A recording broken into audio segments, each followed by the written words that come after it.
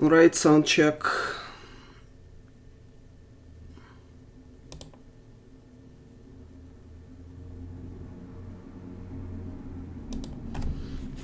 Maybe I should stop doing these because everything seems to work perfectly now. Hello everyone. Welcome to the day 2 of Vulkan programming. It's interesting that YouTube doesn't really show the number of people watching in the live dashboard. Alright, so the stream today is trying to beat 1080p. Hopefully that works. I also got feedback that the font is too small, so our font is a bit larger now. So maybe that, this is the original font size that might look weird when downscaled to 720. If somebody is watching this on a connection that doesn't handle 1080 or whatever the case may be. Yeah, so we'll see how it goes. This font is a bit too large for me, but whatever, we'll see. Hello from Finland. Hello. All right. So this is the second day of Vulkan programming. On the first day, we have written a program that we will run right now that displays a beautiful magenta screen, also prints a lot of validation errors. Today, our goal is first render a triangle, and then second, try to fix the validation errors. When I say try to fix, we will start counterintuitively by trying to get a triangle on screen. And hopefully I won't make too many mistakes during that so that the validation error stuff will not get in our way too much. And then we will fix validation errors. The reason why I want to do things in that order is I'm afraid that we might not get to the triangle on screen if we start fixing validation errors, and then we'll start doing triangle stuff, and then we'll start fixing validation errors in the triangle stuff, and it's just, who knows. Maybe it's a bad idea, maybe it's a good idea. Maybe we'll get both today. Maybe we won't. We'll see. So yesterday what we did get done is we have a device, we have a swap chain that we can render things to. We have a command pool that I didn't really talk at all about yesterday, but this is just a construct that allows you to create command buffers to submit commands to, and this is how you submit all of the GPU work to Vulkan. And we had to do this because we had to do this CMD clear color image, which clears our beautiful swap chain image to magenta. And today we will be trying to first replace this CMD clear color image with the more correct way to do this, second to render a triangle, and then third to fix validation errors, but I don't know if we'll get to the errors. So let's look at stuff that we will need for the triangle to get on screen. So the first thing that we will need is we'll need a pair of objects called renderpass and framebuffer. So people who used OpenGL might be familiar with the concept of framebuffer. People who haven't, framebuffer is just a set of all renderable images that are used in the current rasterization pass, sort of. It's weird to use the word pass if I haven't defined this, but whatever. So if you use deferred shading and you have a gbuffer pass, then framebuffer will have your 4 or however many gbuffer render targets and the depth stencil target. So the render pass is a concept that's new to Vulkan, and it kind of defines in the simplest, barest form. Renderpass defines the layout of the frame buffer, meaning it says, hey, we will render to these 4 targets of unknown size and unknown address. And the first target will have the format RGBA8, and the second target will have a format of RGBA16 floating point. And there will be a depth buffer, and there will be 4x multisample anti-aliasing. and there will be a bunch of other things that are configured in the render pass. So this is important because you have to use, so render passes are important, I guess, for two reasons. Like, so the first reason is on mobile, when you are doing rendering using sort of traditional rasterization interfaces, but the GPU that you're using is tile-based, then the GPU driver has to know a few things about what you want to happen. For example, it needs to know ahead of time if you want to clear the target to a specific color, or if you want to load its contents from memory, or if you just don't care what is there. So the thing that we are doing right now, this is really inefficient on tilers, because this says, and not just on tilers, this can be inefficient on some desktop architectures as well, because this basically says, here's a giant image, let's just fill it with the same value. But on tilers, when you do, and this has to write this to memory, right? On tilers, what happens though is that this command has to do this like filling of image data in memory, but if you were to say, I want to start rendering to a buffer and I want to clear it beforehand, and then I want to render some geometry, then the tiler will not clear the in-memory image. It will clear the tile that it's rendering triangles to, one at a time, one tile at a time. So then it'll clear the tile, it'll render triangles, and then it will save the tile to memory. And it will never have to clear the entire giant memory buffer. And that's kind of redundant, because if you think about this, first you clear, then you render triangles. Both clearing and triangle rendering has to write pixels to memory. So we're kind of writing pixels to memory twice. Yeah, so render passes help you avoid that. And the second reason why render passes are important is we'll have to specify the render pass when we compile our shaders.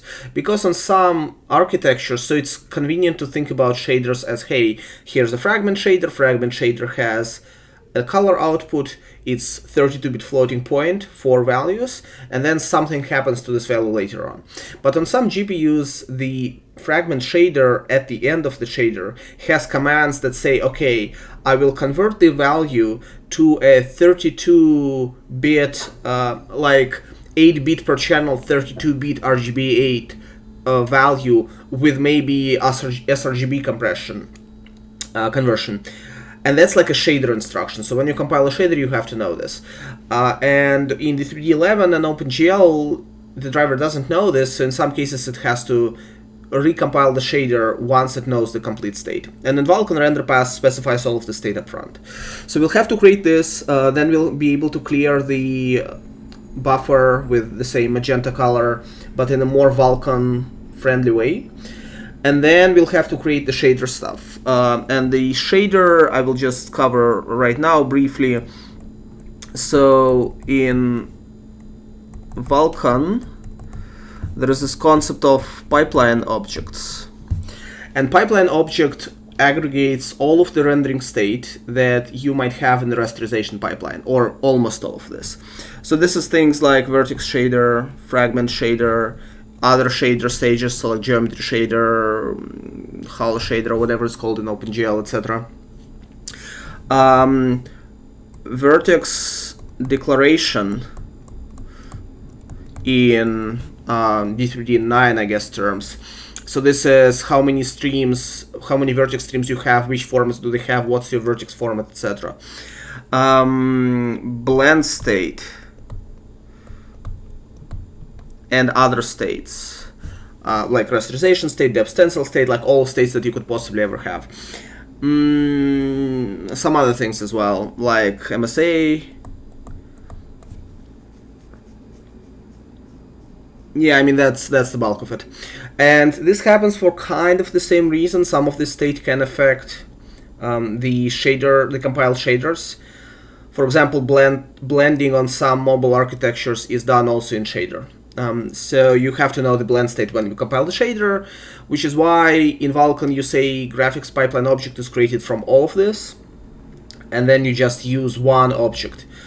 And this is nice from some point of view. There's some unfortunate parts of this.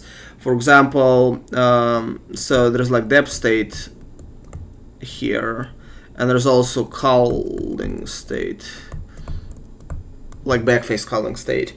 I don't know any hardware where these guys will be actually important to compile the shaders.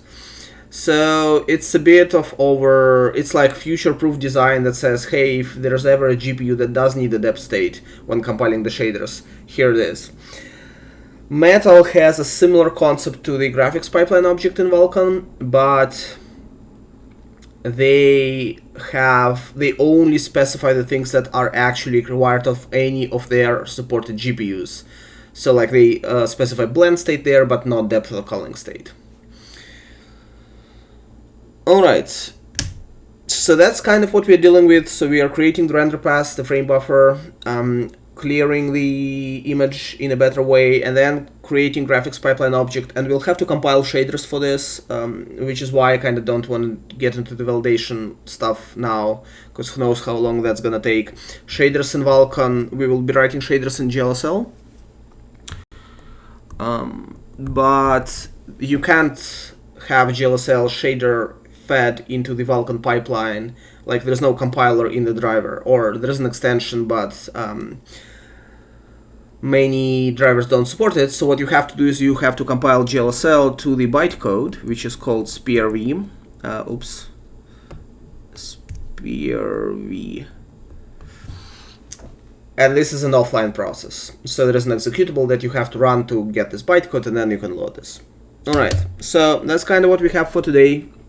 I don't know if we'll get to the validation layer stuff. If we do, that will be good. If we don't, then we don't. So let's just start writing this code. So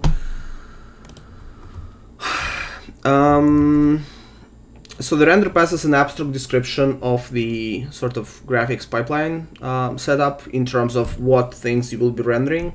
So we will just create this once. Normally in a Vulkan program you need more than one. You need like much more than one, like tens. But we might just have one for the foreseeable future. Also, Vulkan render passes support this interesting concept of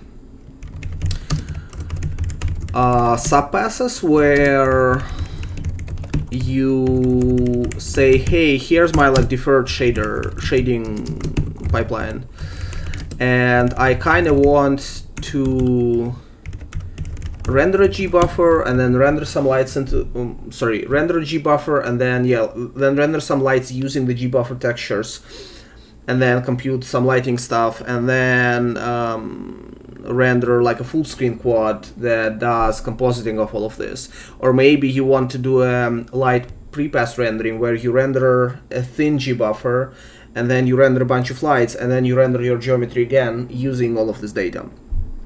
And so Vulkan gives you a way to specify all of this inside one render pass.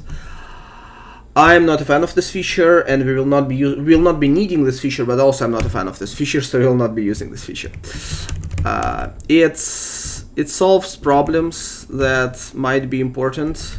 It also significantly complicates the API, substantially. Alright, so let's just start filling the render pass stuff, not begin, create. And then I will just briefly cover what we need for this. So dependencies we will be ignoring. This is a thing that can, if you have multiple subpasses, for example, it can say gbuffer pass generates data that is used by a later pass. We will not need that. So we do need a subpass, because despite the fact that, so this is the feature that I was just talking about that I don't like, but you have to have one subpass in your render pass, otherwise you're not rendering anything, which is painful, but hey. So we'll need a subpass, and we will need attachments, and we will need some other stuff. Do we need this guy? So we don't need this guy. So attachments are, it's the same as, I guess, in OpenGL, more or less.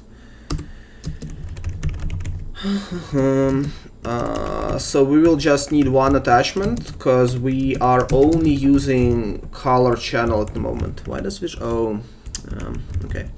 So yeah, we're only rendering to the color channel at the moment, and you have to specify every single target that you will be rendering to with the format and a bunch of other stuff. We only do color rendering, so we'll only do that. Don't need that. So you have to specify the format, which is like the format and sample count is the most important thing. So our swap chain is sRGB, and we don't do MSA. We might do MSA because like what I'm going for is pretty it's like a forward renderer pipeline, and MSA is pretty easy to do there, and it makes the picture much nicer. So maybe we'll do MSA, maybe we won't. So these were like the two most important things. There is a bunch of other stuff here. This is the tiler-oriented stuff that I was talking about. Like, do you want to clear? Do you want to load this from memory? What do you want to do with this? This is less important because there is the renderpass compatibility rules. So like you can create a renderpass and then you can create another renderpass, and you can use them interchangeably in some cases. So we could not fill them and then create some other renderpass that has the correct values, but we kind of need the values like for rendering anyway. So let's just fill these in. So this is saying what happens when you start rendering to the image. And this would say vk, I don't know, attachment load up. Yeah, so this would say that we need to clear, right? Because we need to clear. And then there is a store op that says what happens after that. And this will say, IntelliSense is not working with me today. Yeah, so this will say that we will store the contents to memory. If we don't, then we can't render this on screen. If you, for example, render a depth buffer, you might wanna not store this to memory unless you use it in subsequent passes. So there's that. We aren't using stencil. I don't know actually. I might have to do.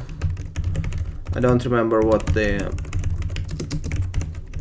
rules are. So I might say don't care. Yes, there is a special don't care value that is beautifully named, that says when your load up is don't care, this means it's undefined what the contents of the image is, which is helpful in some cases. If you do a full screen quad during a post-processing pass, you want this to say don't care. You could say clear, oops.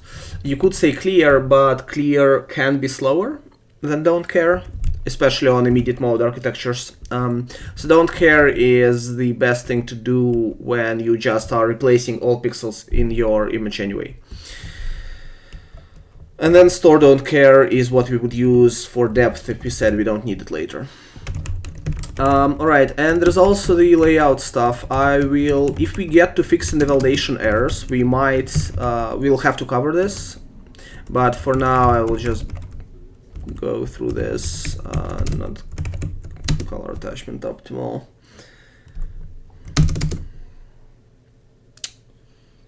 Wow.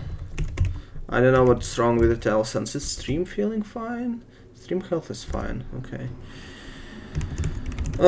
Should I just restart Visual Studio? Is that why it's slow? Anyway, let's just go through this. The bug with UTF-16 stuff that I have reported yesterday has been flagged as fixed in the next release by Microsoft, which is nice. I was able to recover all of this stuff yesterday. It wasn't very hard. It just Git was fighting me. So that's good. This means in the new Visual Studio people will not have to deal with the same insane problem of... I'm surprised they didn't notice this because, like, Visual Studio has a Git integration. I would imagine they have similar problems with binary files there, but whatever. Alright, so we need to fill the subbass structure now. yeah, there's some NVX extensions here for VR, I think. So I'll just do this wiki pipeline bind point graphics. So you have to be, we aren't using this, so this is when you want a multi subpass setup and you want to defer shading in like one Vulkan render pass. We don't need that, thankfully. This is for MSA, we don't need that. This is for stencil, we don't need that. What is this? I don't know what this is. What is this? We don't need this, but I don't know what this is. I like to know what things are even if we don't use them.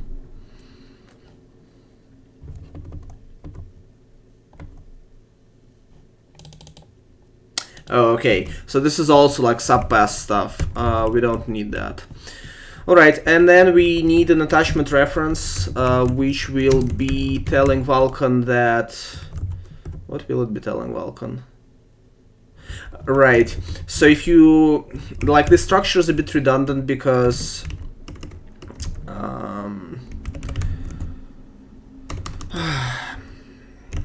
yeah.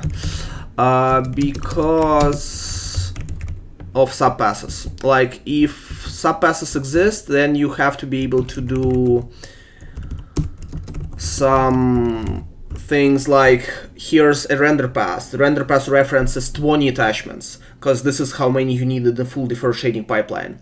But we happen to only use 4 or 5 in our initial gbuffer pass, and then some other 3 in another pass. And so you need to specify indices into all of this stuff, which...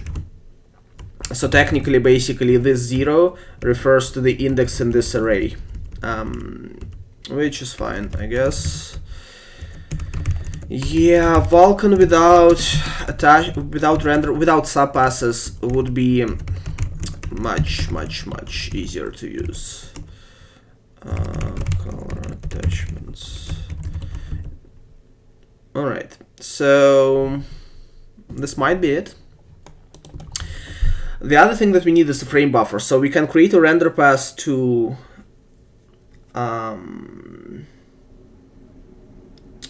we'll need like multiple frame buffers. So we can create a render pass just once. You'll notice that here we didn't have to specify anything about the sizes of things. It's just the formats. If our formats don't change, then we only need this, only need one of these, right? In a simple renderer. Frame buffers are a different story. So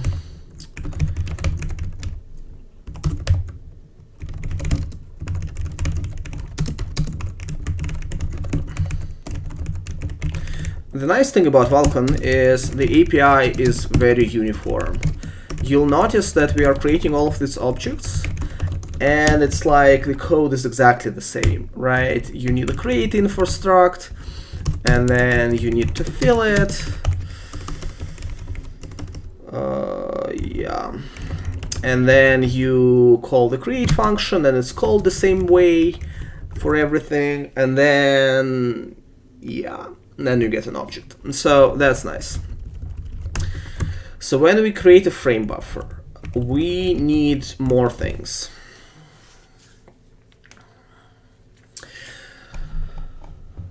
So we need the render pass.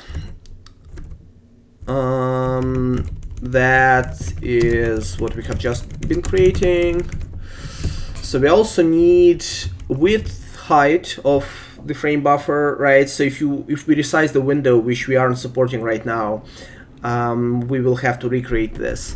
And also it needs image views, and image view is a bit similar to the image object that we have been creating, retrieving rather from swapchain somewhere like here. So we'll have to create these guys, but this is basically just saying it's a handle that can reference an image and has some extra attributes. It might, I guess, I don't know. Yeah, it might be useful if you have an image in like an RGB8 format, and then sometimes you have to render to it and as an sRGB image, and sometimes as a linear image without like sRGB conversion, or vice versa, I guess, whatever. Yeah, so it might be useful for format reinterpretation, some other things like that. For us, it's just boilerplate, honestly, but whatever, we'll deal with that. And this is the part where, so when we create a swap chain, we have more than one image. We have probably two or three, probably two. So this is where we will have to create multiple image views, and then multiple frame buffers, one frame buffer for each swap chain like buffer, right, that we might want to render to. And then we'll have to recreate all of this when the swap chain stuff changes, so when like we have to recreate it. So this is not very user-friendly. I mean, Vulkan isn't very user-friendly. Vulkan is basically pretty, like, there is not much ergonomics put into that API. But that's fine. We can deal with that. I mean, that's not fine. I'm really hoping. I had a Twitter rant a few months ago about how I think all of this stuff should work. But for now, we'll just kind of plow through. So we need swap chain image views. And this is also at most 16. And then we'll go through...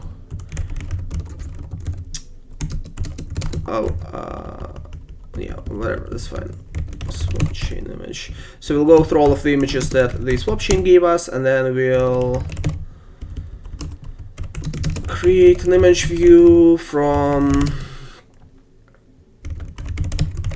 the swap chain image, and then we will create a frame buffer.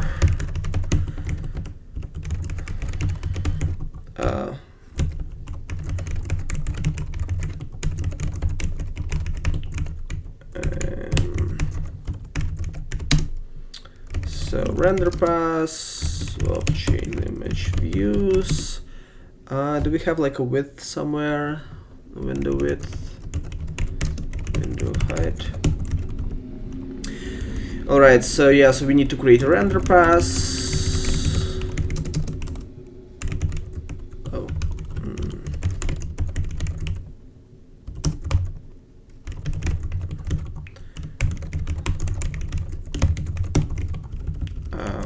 So yeah, so like frame buffer, I was talking about this last yesterday. Render pass is like 2 words, but frame buffer is like 1 word, which is fun.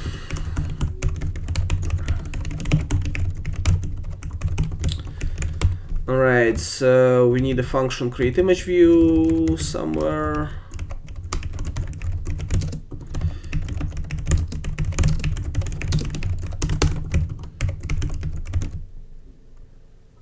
Do I need like create image view info? Image view create. Yeah.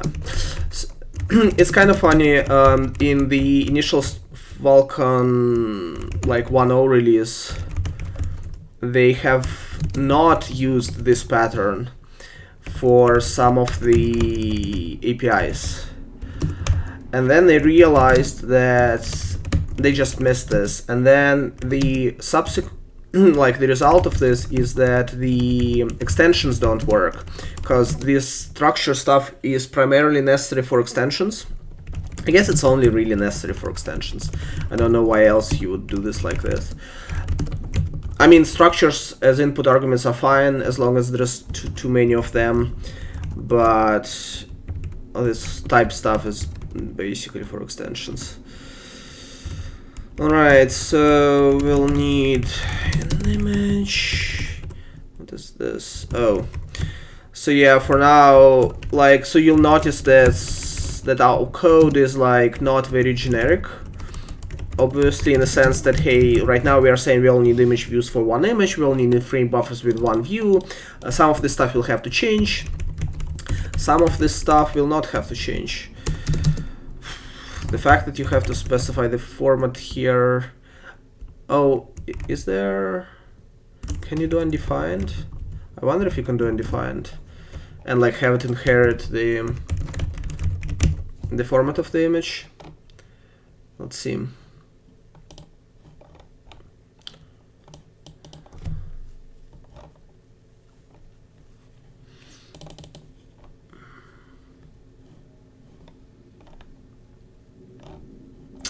No, probably not. Okay, whatever. Let's just...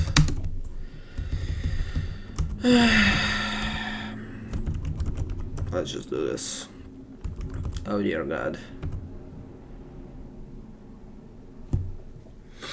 Okay, so that thankfully we don't need to touch. It's zero initialization is mostly working fine in Vulkan,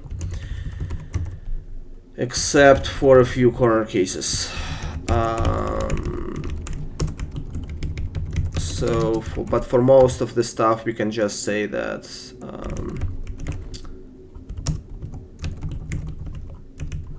zero initialization works fine.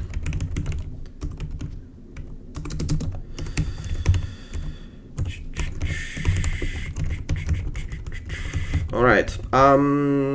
So that's probably good. So we've created a bunch of image views. We've created a bunch of frame buffers. It will be somewhat unfun to work with this without validation because we have a lot of validation errors. So we won't really notice validation errors that we just have introduced, but let's just hope that the code that we have just written is perfect. Let's run this for now. So for some of the Vulkan errors, the driver will fail. This is what the VK check stuff is for. Visual Studio is like really slow. What's going on?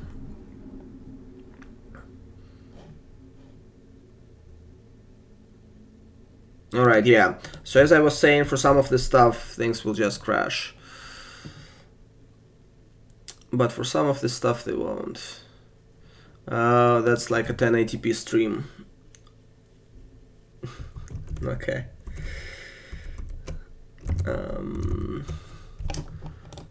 Is there like buffering or something?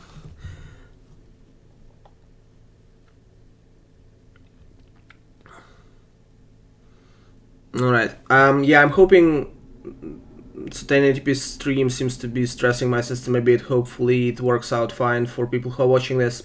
Yeah, so render passes are not awesome. There's a reason why they had to exist, but there was also a reason in Metal why they had to exist, and Metal doesn't have these obnoxious constructs. So what's going on? So we are again crashing inside validate. Oh no, we are crashing inside the driver this time. Okay, so we might have a validation error that will tell us that there's a problem that we need to be solving. Oh no. So there's this stuff that we have went through last time, and these are mostly, I believe, benign. Like, we will fix them later. It doesn't matter much. But okay, so interesting. Yeah, so we are crashing inside the Intel driver now without any validation errors. Oh boy. When creating an image view, no less. Wow. Wow. Does the driver just not support RGB A8 and we've been using this wrong all this time? Do we like have to fix the validation stuff? Unless I forgot to fill in something. So there's the image, there's the view, there's the components, which is identity, sub-resource range, base, 0, 0, 0, pnext, flags, image. All right. So yeah, so my best guess, yeah. Oh, we also, so that's not nice. We should fix that. But okay, so this should not even be relevant that much. So my best guess is that we can't even use RGB A8 because we have to use BGRA format. That is possible. All right.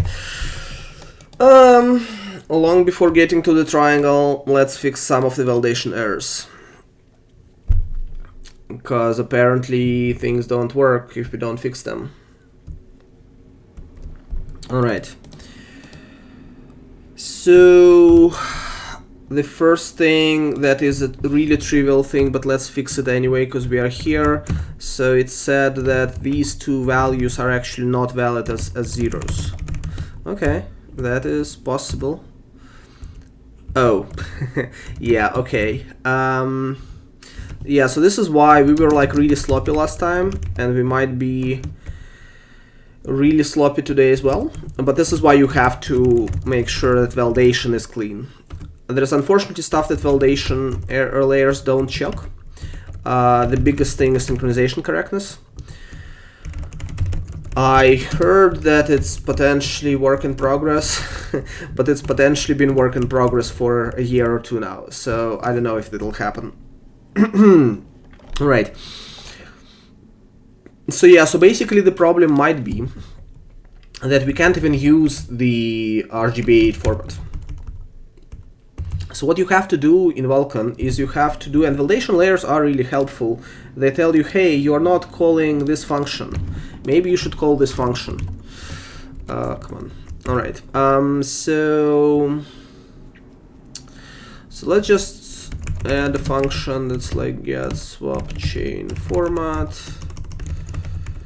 Key surface, key char surface.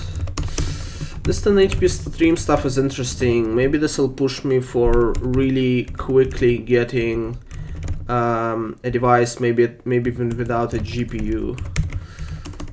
But this is like less comfortable than I looked at the 720p stuff when I started like streaming, and it was like, I don't know, 10% of a core, or maybe I guess 20% of a core. 1080p stream for some reason seems to be more taxing on my CPU, so that's not great. So yeah, so what you have to do is you have to say give me all of the formats that the device supports, and in our traditional slightly sloppy way we will say who needs more than 16. And then you have to pick one. And if you use the one that's not supported by the swap chain, then, you know, all bets are off. And this also has this color space thingy. Did we do the color space stuff yesterday? Maybe not. Yeah, we did. This was the thing where the only really valid value is 0 right now. So that's fun. Alright, so yeah, so there's like... So let's just see what it returns.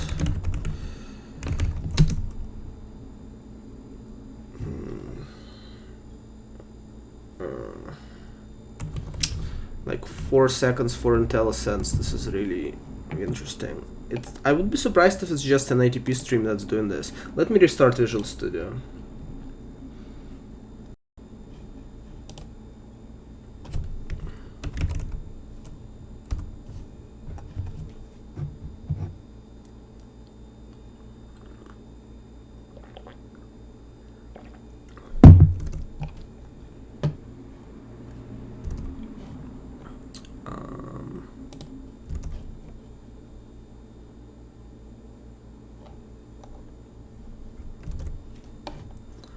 Yeah, so the various 16 values are basically the correct way to do this is to first get the count of the things that you're getting and then allocate it on heap or something,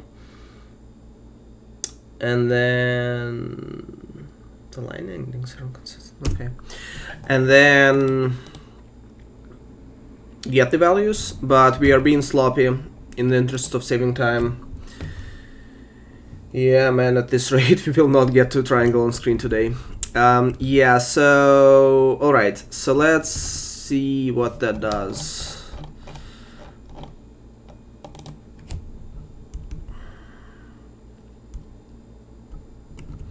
So I guess here we'll have swapchain format.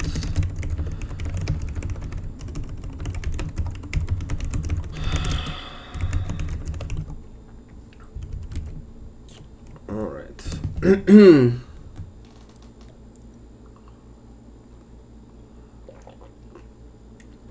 Yeah, man. I might switch to 720p streams for the next time up until I have a desktop, because that's not super usable. What? Wait. What? What? Wait, seriously? This might be a driver bug. Unless you can never call this function with... But all other functions work like this. This might be a driver bug. Yeah, okay. So this device only supports BGRA, not RGBA. But I think we might have hit a driver bug. So let me look at the spec for this function. But what happens is I'm calling this function saying, hey, here's a buffer, and it has 16 elements right now, like this is what the initial value for this guy is. Please fill this buffer with whatever you have, and then please fill this value with the actual count. And the actual count is still 16. So I think it's a driver bug. But maybe I'm using this thing wrong. Like maybe you cannot use this thing like this, and this is why it doesn't work. But yeah, so our problem, I guess, was that the format is actually BGRA. And I guess magenta has the same color channels, so we weren't able to notice this. But this is fine, we knew that. Yeah, okay, so let's see. Yeah, and on return the variable is overwritten with number of structures actually written to 2p surface formats. So congratulations, we have found an Intel driver bug. Yeah, I have reported Intel driver bugs before. Should we just do this right now? We might not get to triangle on screen anyway. Intel graphics, how was it? Intel Vulkan bug report. I forgot, there is like a public forum. Yeah, this thing, I think. Graphics driver bug this is a topic? No, this is a forum thread. Alright, nice. I don't know if people... I forgot if this is the forum that Intel reads. Let's try to see. I definitely have posted bug reports for Vulkan driver before. But alright, so we won't care because we'll just return the first one. And then there's a special condition. Intel side is slow today. There's a special condition where... Let me see. There's some really magical thing about this thing. It can return like an undefined value or something like this. I forget.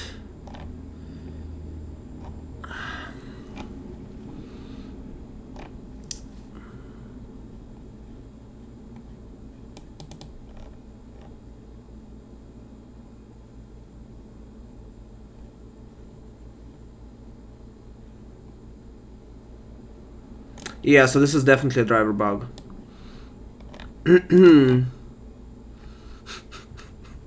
It's so weird. So, okay, so like yesterday, we didn't even get to a triangle, and we have found a validation layers bug and a Visual Studio bug that's not Vulkan related. So today we found an Intel driver bug. Alright, great. So, okay, I can't find this now. There was a weird condition. Let's just put an assert here and say to do... This code might need to handle either format count being 0 or first element reporting VK format undefined. There's like some magical condition that says, hey, if the thing says undefined or it doesn't support anything or whatever, then it can actually support anything you want, I think. But let's just ignore this for now. Because otherwise we'd have to deal with this driver bug. That's, you know. Alright, did it log in? Okay, great, it logged in. Is there like a history here? I just want to make sure that I'm reporting this to the same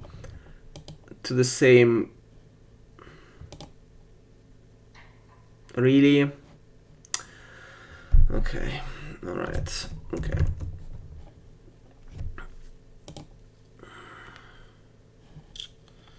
Alright, so let's just assume that this is the correct thing, correct avenue for this kind of bug report. And let's just say that doesn't fill format count correctly. As per Vulkan spec. Oh, wow, what? Should fill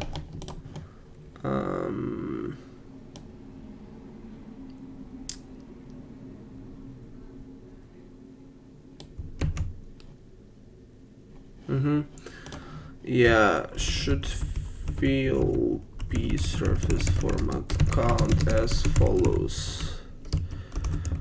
However, this code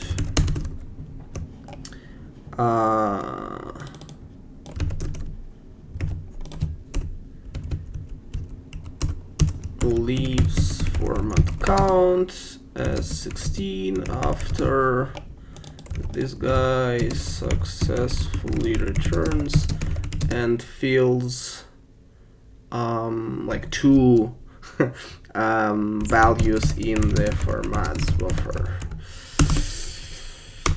This happens on some version of Intel graphics driver. Let's see what the version is.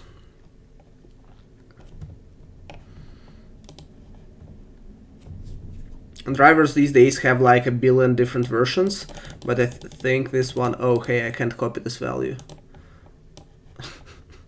Alright. Windows 10, 2420, 100, 6286 graphics driver as reported by DXDiag. Alright. Submit. Alright, congratulations, we have found an Intel graphics driver bug. It's not a huge thing, but it's a bug, and then we have reported the bug. No, so I put 16, and if it's less than 16, it will tell me how many. And if it's more than 16, so okay, like let's do this. So per p surface count must point to a variable set by the user to the number of elements in the array. This is what we are doing, right? It's set to 16. This is so that the driver knows it shouldn't write more than that. Oh, I wonder if the bug is in the validation layers, not the driver. I've been blaming the driver. I wonder if the layers mess these things up. We'll double check. And then yeah, if the value is and on return the variable is overwritten with the number of structures actually written. This is the thing that does not work. And then it says if the value is less than the number of pairs supported, let's say the driver supports 30 and we say 16, then it will write only 16 and it will return VK incomplete, which will trigger our VK check and then we can deal with that. But it's not fatal. So yeah, okay, just a quick sanity check. Let's disable validation layers, because maybe validation layers mess this up. Maybe it's not a bug in the driver.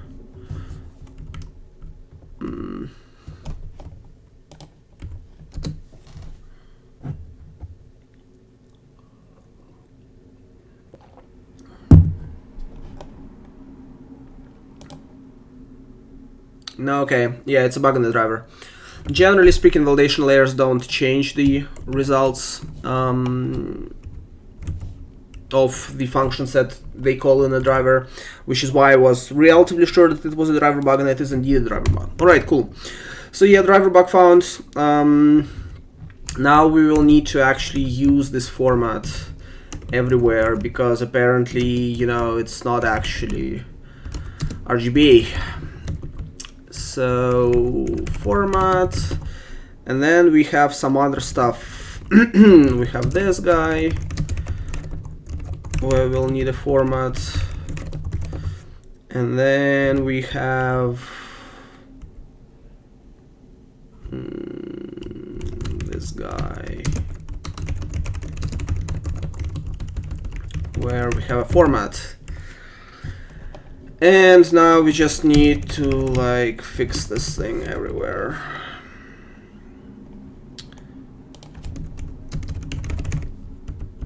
Things are running faster now. Interesting. Let's just remove this comment because we have a bunch of other stuff like this now. All right, where there was one more thing. Oh yeah, renderpass. All right, so let's see if that worked. And by worked, I mean, so we had a driver crash, but the driver was, I guess, in its right to crash. All right, we still have the driver crash. Have we actually fixed? Yeah, okay. So the good news is we should have fewer validation errors now.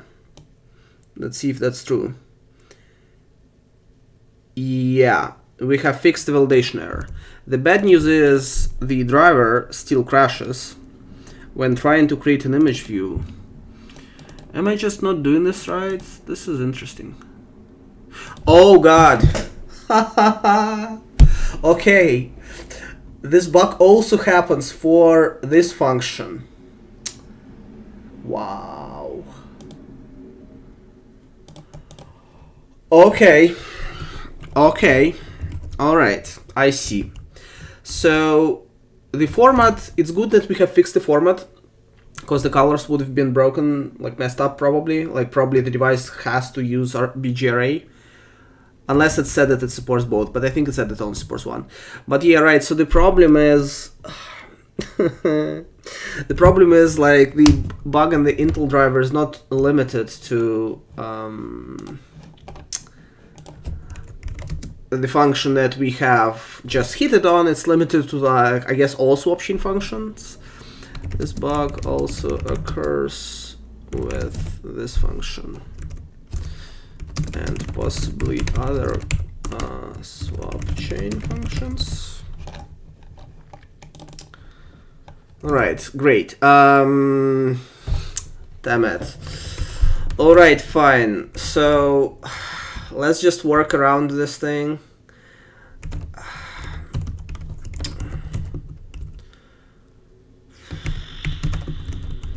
I don't know why I used null. Alright, workaround for Intel graphics driver bug.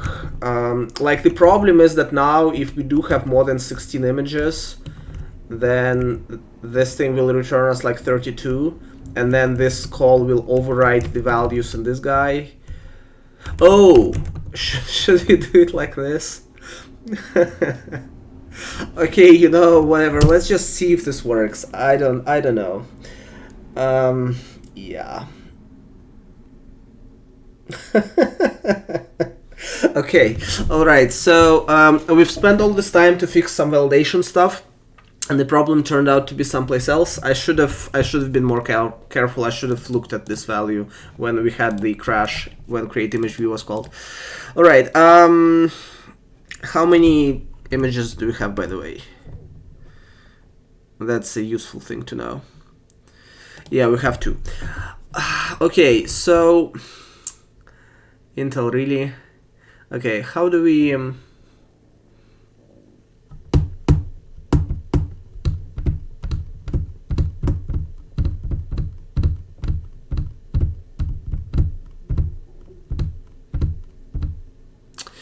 Yeah, you know what? Let's just leave it like this for now.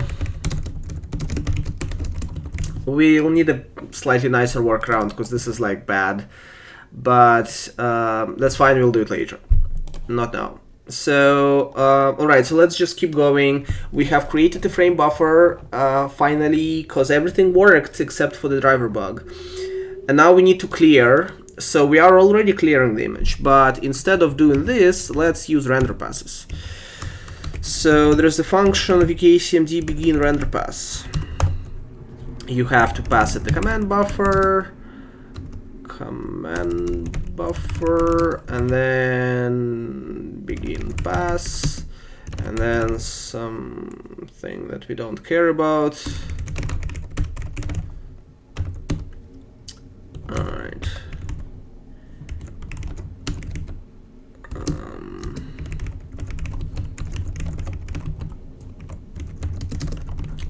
All right.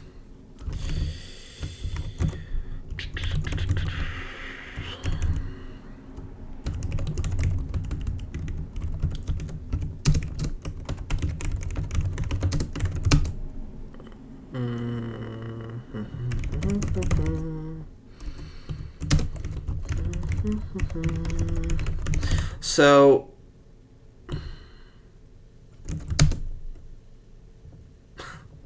wait. Oh, damn it. There's already a begin info. Okay. Okay. So we have to specify the render pass that we're using. We have to specify the frame buffer that we're using. So remember, the render pass isn't related to the specific images that we're rendering to. It's just like an abstract sort of rendering configuration thingy. And the frame buffer actually contains the swapchain image. So we have to use the correct frame buffer. And this is why we were using these indices to begin with. This is why I didn't even get images on last stream, because the thing that you really have to care is the image index, and then you have a bunch of things that you need indexed by this index. So yeah, so we need the frame buffer, and this frame buffer will refer to the correct image. We need the render area. This is like how large is the thing that you are rendering to, and this is just the full. This is like a viewport, sort of. It's sort of like a viewport. It's not exactly a viewport because you also have to set the viewport to the same thing and like the scissor to the same thing or something. But this is useful for tilers. This is when if you want a large render target, and if you want to just render small viewport in this render target, if you don't use this thing, then on some tilers the performance impact of rendering to a small area will be substantial. And here, so when we were creating the render pass, we said that we want to clear the image when starting to render into this. So this means that we have to say what should we clear it with. And in our case, for now, we only have a color. So let's just specify color. All right. And then here, there would be draw calls. And then we do end render pass. And render pass just ends the current render pass. You can't have more than one render pass in flight. Now, the good thing is we don't need this, because when we begin the render pass,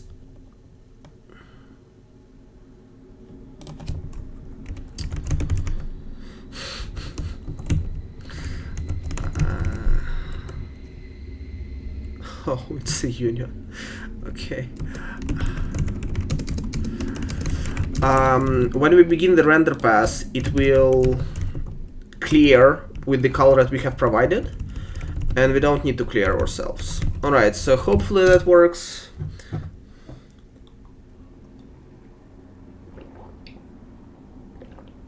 All right, now that we are here, let's see that our rendering actually works fine. Alright, so this is a beautiful red.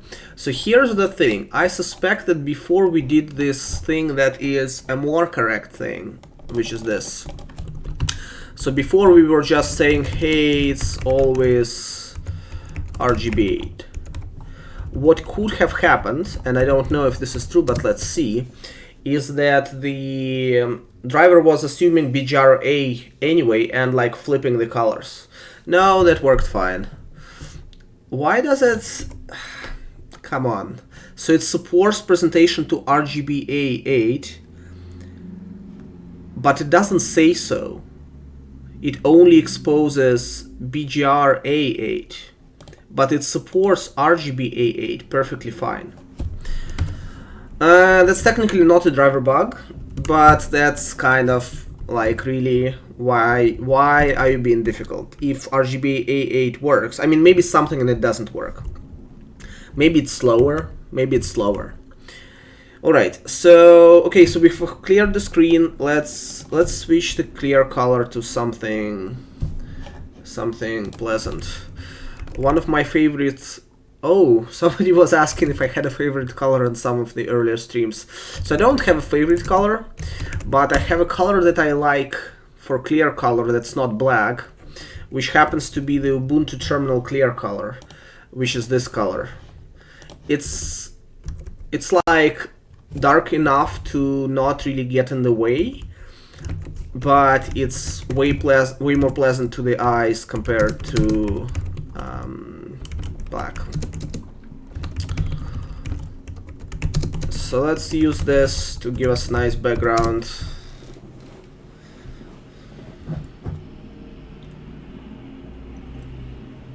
Alright, so things are going well. We have successfully cleared the image or the screen again, but this is how you're supposed to work with Vulkan. You shouldn't call clear function. You should call begin pass and say clear when you begin the pass. Yes. So somebody is asking if I call the methods build null ptr to get the correct value. Yes, this is the workaround. This is how you should use Vulkan. This is how I'm sure most of the applications do use Vulkan, so I'm not surprised that Intel Fox missed that, but it is a spec violation. Like, this is correct. The worst thing that can happen here, like, okay, this is slightly incorrect in the sense that if you do have more than 16 images somehow, although I don't even know if you can, so there is a max... I guess max might not be limited. There is like a max image count somewhere on the swap chain, but I guess it's not bounded.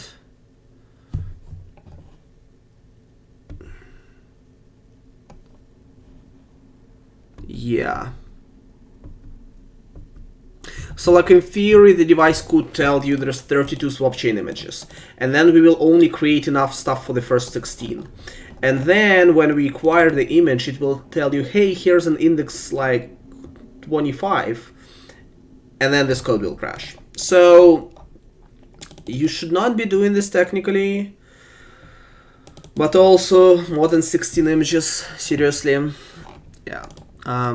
For the format stuff, it doesn't really matter because we only need a format. We don't need like all of them. But yeah, so like if you're writing a production Vulkan render, unfortunately, what you have to do is you have to do something like this to get the count, and then because the count can be unbounded in theory, you cannot store it on stack. You have to do something like stud vector of vk images, and then resize it to the count, and then fill that in. And then you have to do this for every single API like this. And if you're writing code in C, then I guess you use malloc, and it just gets, yeah. So it's not super nice. Which is why we are just being pragmatic and saying, if there is actually a case where there is more than 16, this vk check, or rather this vk check will trigger, or should, because it should return vk incomplete, and this guy is checking for success, right? And then we can deal with that at that point. Which does mean that if somebody was to run this program on some future Vulkan hardware that doesn't exist yet, then it might not work.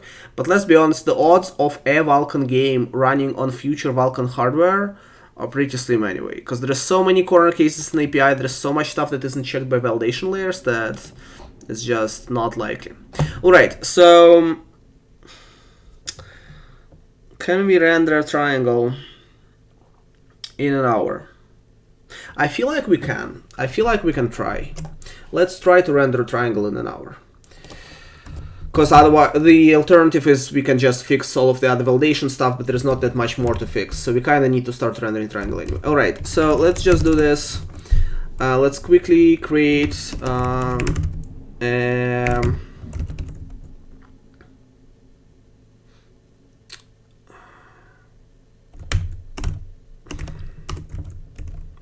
I don't know.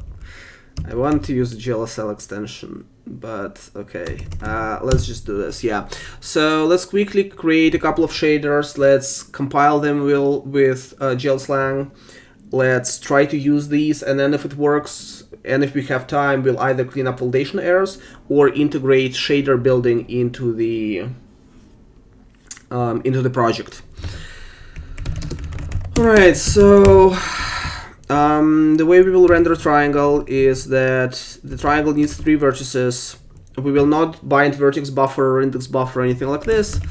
We will use GL vertex index, I believe it's called, and we'll just say that there is an array of vertices. I'm not a GLSL expert, so we'll have to spend a bit of time actually compiling this code. But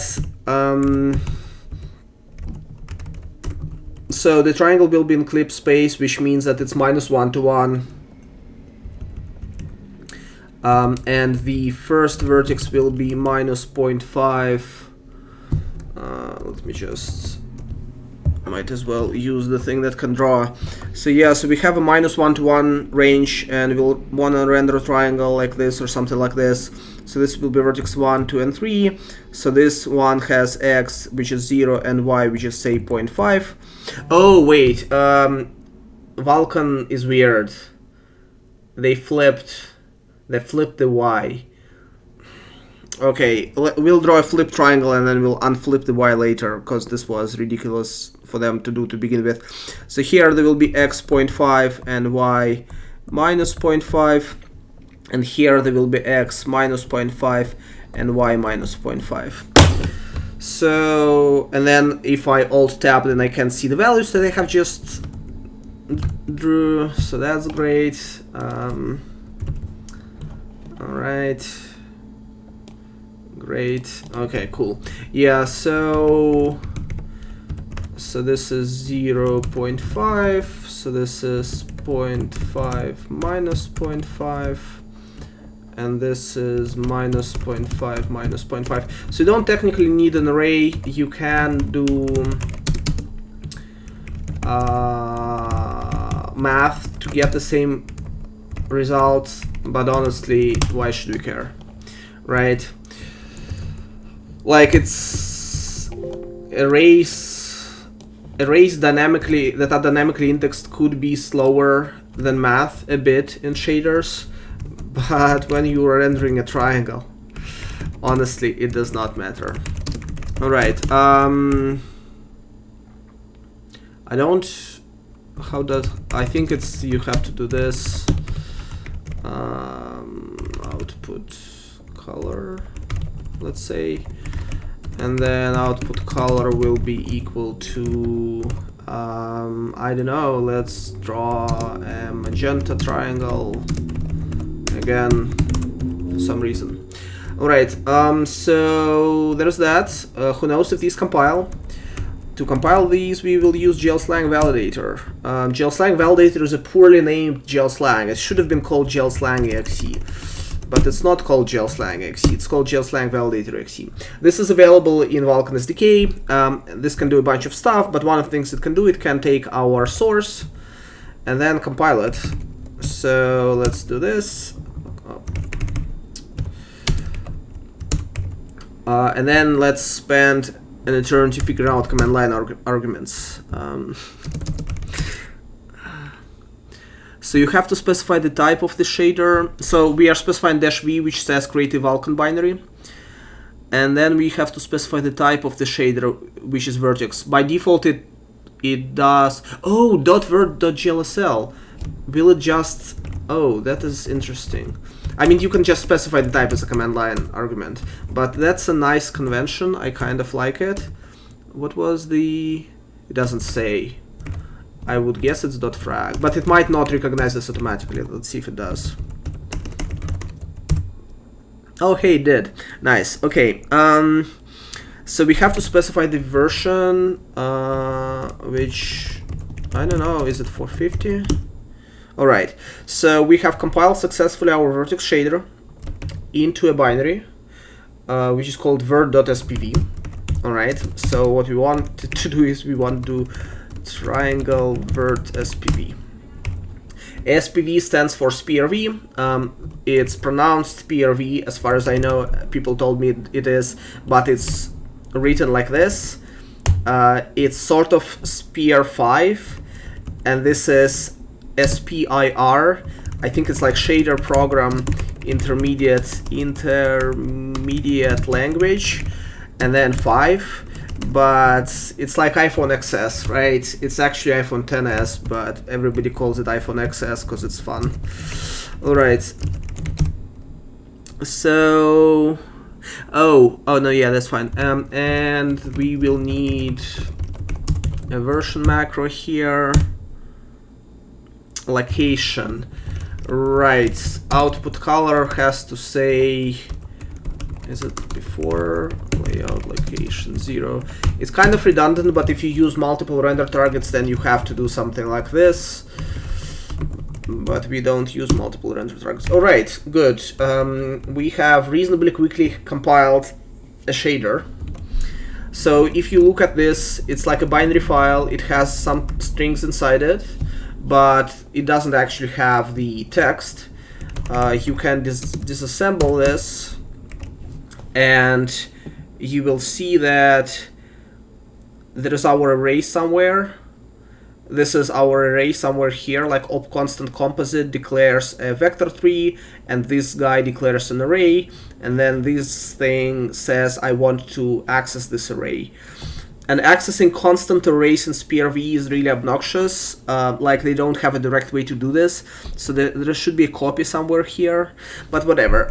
Basically, the idea is this is a binary bytecode that is sort of similar to LLVM for people who know about LLVM that can encode shaders. All right, so we have our shaders. We will eventually build these guys as part of Visual Studio Build, so that we don't have to like run this command line every time we change GLSL file. But for now, this is good enough. Now we have to load these. I will just create, well, no, yeah, that's fine. So how should we do this? All right, yeah. So let's load these.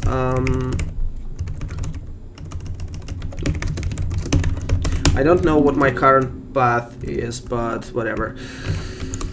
To load these, we will have to load the file in memory, and then create and then pass the bytecode to Vulkan.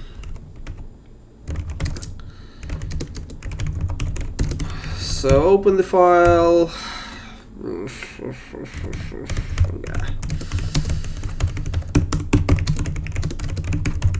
Get the length of the file. Seek back to the beginning. Allocate stuff. Hope length is not. Hope file is there. Obviously, this is, you know, you don't write production code that asserts on the file not being there. Alright, do that. Hope the malloc didn't fail. Obviously, you have to cast. Should we just, okay, fine. Fine, C++, you have 1.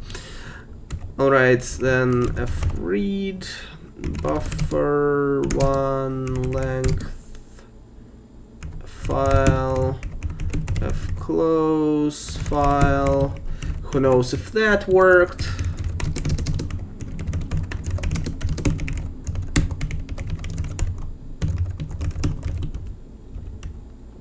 All right. Now we can actually call vk create shader module.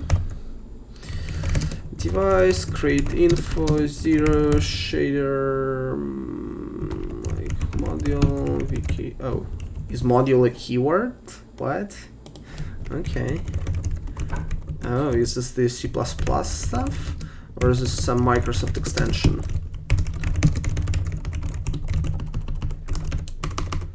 Ah.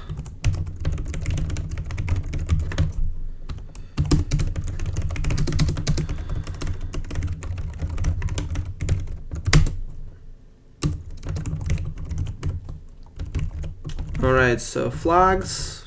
What is flags? Nothing useful. So code size. Is code size in? Yeah, so code size is in.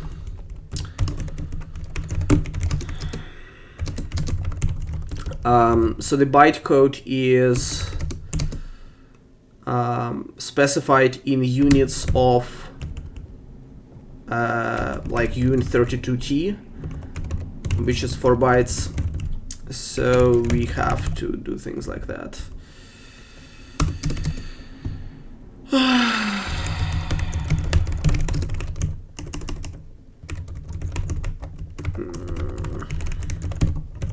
All right, and okay, check. Hope that works. It doesn't really matter where. Let's load them here somewhere. Key shader model triangle. VS is load shader module, load shader device. Yes, I'm not sure what's up with the include paths. Let's just say for now that's, yeah, we'll fix it to whatever. It's probably this. It's shaders triangle vertex PV FS. Hope that worked.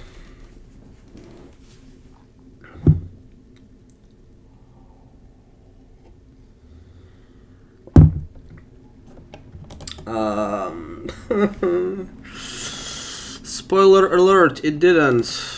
Why didn't it work? Does code size, maybe code size is not in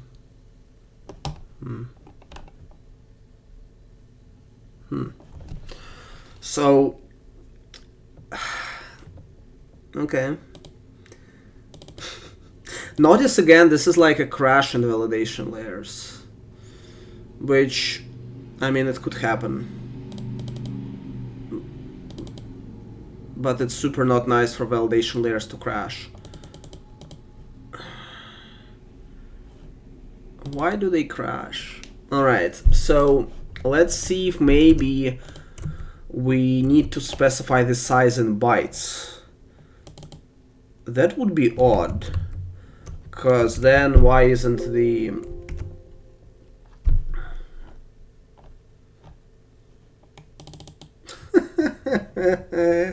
seriously, like, why is this size in bytes and this type is uint32t? I would understand the size in 4-byte units, or I would understand if this was like uint8t, but this just makes no freaking sense. Alright, let's just let the driver deal with this. This was not an intuitive part of the API. Not that other parts are particularly intuitive. Oh hey, we loaded the shaders. Alright, well, probably. So I was talking, this command doesn't do anything useful. It loads the bytecode and then the driver generally doesn't really do anything with it. And then the thing that we actually care about, and which is what is stopping us from basically, so what we could do here is we could just say, hey, let's draw this. Command buffer, we need 3 vertices, 1 instance, first vertex, first instance, we are done. But we need a shader. The reason why we are done is because the shader already has the vertex data inside it. So we would be done, but we need to bind the shader. And to bind the shader, you would think that we can just say, hey, here's like this triangle VS thing, let's just bind it. But no, there was this graphics pipeline state objects that I was talking about. So what we need to be calling is we need to be calling cmd bind pipeline command buffer vk pipeline bind point graphics, and then pipeline, or rather triangle pipeline. So we need to create this object, and if we were to create this object, I think we might, like, it could be that we would be done. There is also viewport and scissors stuff that we, well, is it required? I think it's required unless, yeah. Whatever. We might, but we'll be basically almost done. But the thing is, we need to create this guy. So we need to do wiki pipeline triangle pipeline, create graphics pipeline, device, triangle vs, triangle fs. Alright, and then we will spend the next half an hour implementing this function, because this is not an easy object to fill. Alright, so yeah, because I was saying it contains all of the state that you might ever have, and we are fortunate to not need yet. I'll think about maybe we should just not even do this next time, but then it would delay. But okay, so there's like a bunch of stuff that you might want to do. You might want to specify the vertex input arguments via the vertex layout, or like vertex streams basically. Or you might not want to do this, and if you do want to do this, you need to fill even more stuff. So, but okay. So there's this pipeline cache thing that we are not gonna do right now because it's optional, but it's really important. So actually, I might do this, wiki pipeline cache.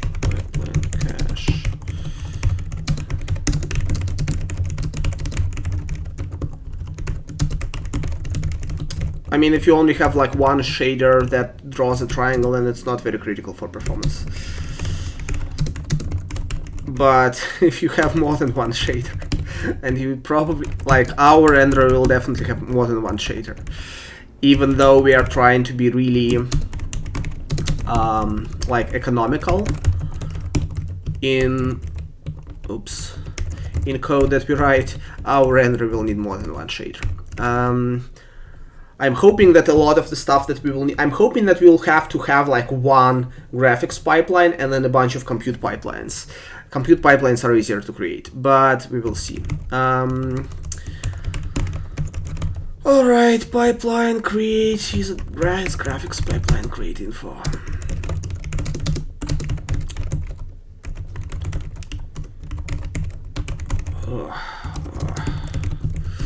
Let's just double check how the stream is doing. Alright, yeah, let me take a minute to answer stuff. Do you think that an independent dev should go with Vulkan and stick with OpenGL? Rick had the opinion to stick with OGL DX11. It depends on what you want. If you want to study graphics APIs, Vulkan is really good for this. If you want to get access to features like ray tracing or whatever, then I guess I don't know, OGL might have extensions for this, but so Vulkan is good if your focus is graphics APIs.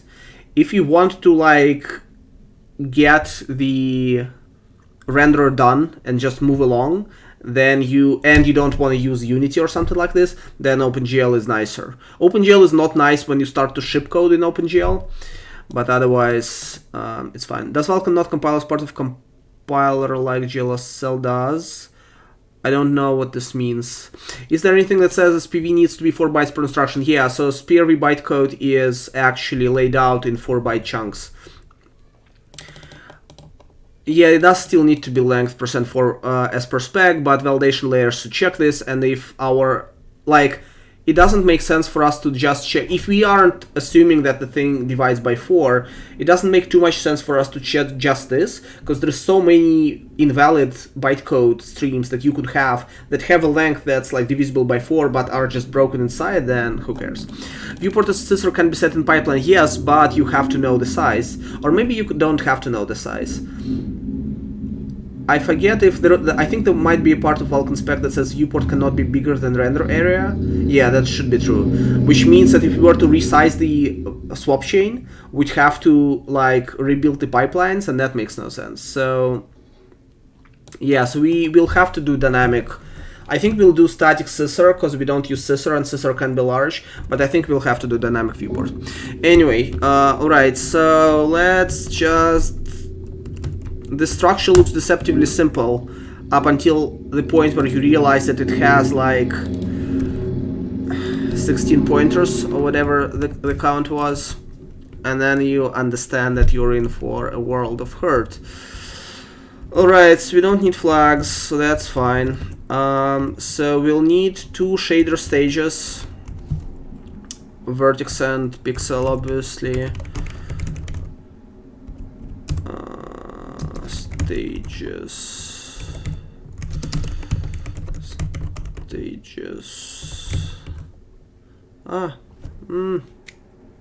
Intellisense operation in progress. Please wait. Oh. Okay. Okay.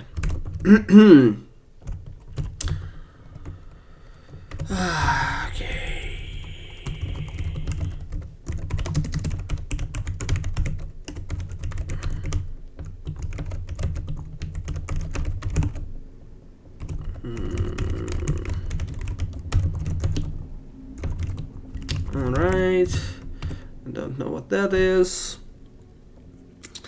The fact that IntelliSense is not instant is unfortunate, because you can see that I'm relying on, I'm relying on IntelliSense a bit, but I'm relying a lot on the go-to definition. And it's slower than I would have liked it to be. So this is our vertex shader. Okay, module probably is not a keyword, despite the fact that it's highlighted as a keyword.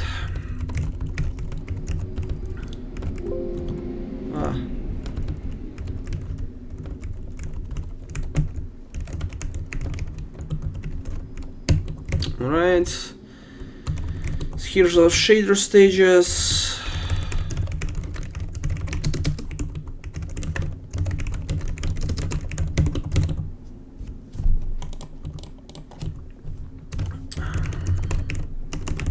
Should have written a macro for this last time. C should have a macro for this built in. Alright, I don't know if I can specify some of these as null if I don't care about them. So I don't care. Oh, no, that's not true. I do care. It has topology, right? No, it doesn't. Can I specify this guy as null?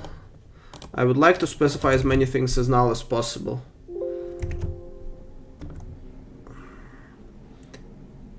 Oh, Vulkan has been updated with NVIDIA RTX extensions that we hopefully will be using at some point in this stream. It says this member is ignored if there's a mesh shader stage, which it is ignored. Alright, so it probably cannot be null.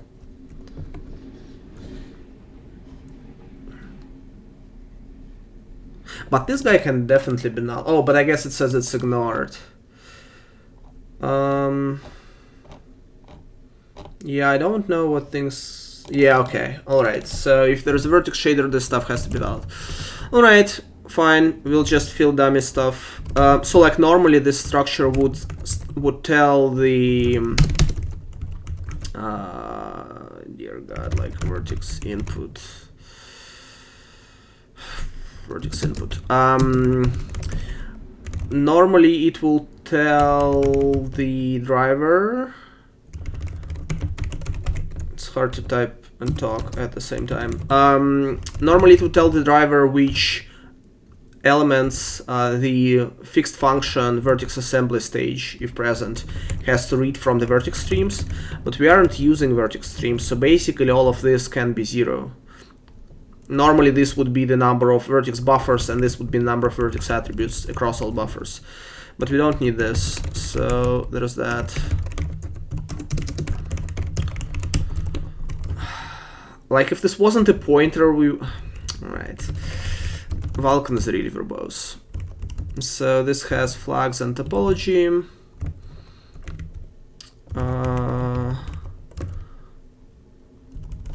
So there's that.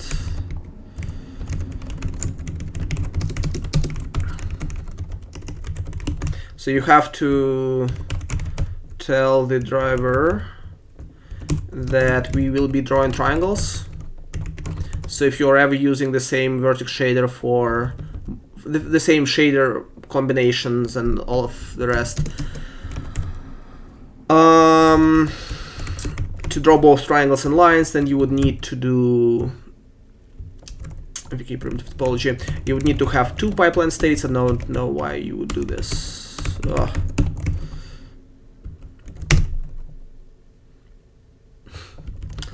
I feel like I'm getting tired and messing this up, so I don't need this.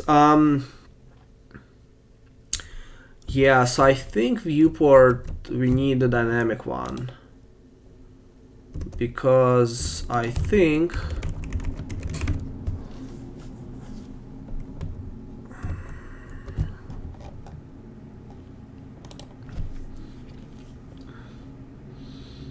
I feel like oh, like we need a thing anyway.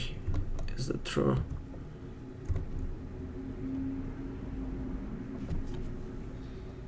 Yeah, okay, so we need the thing anyway. Alright.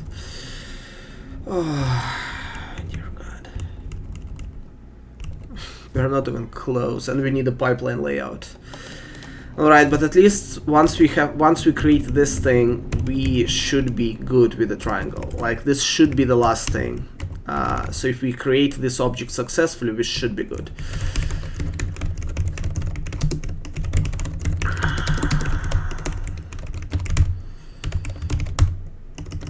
I am starting to slowly regret my decision to not use the C++ wrapper. I mean, that's not really true, but this is getting obnoxious.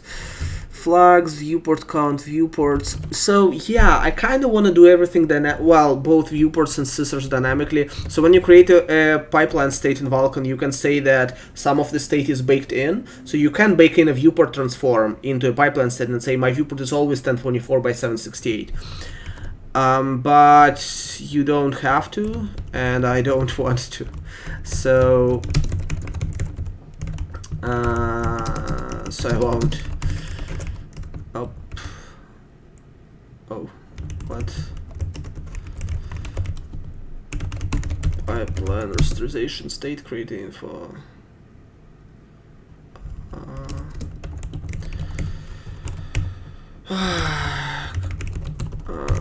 Create info P.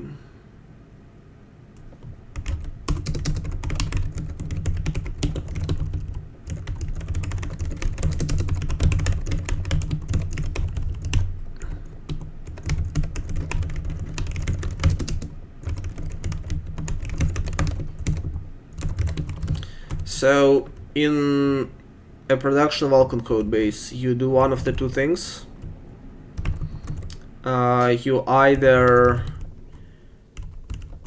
like make nice helper functions for all of this so you don't have to deal with this stuff ever again, or even better, you have some sort of domain specific language or some sort of way to describe a pipeline in text in a simple, concise way.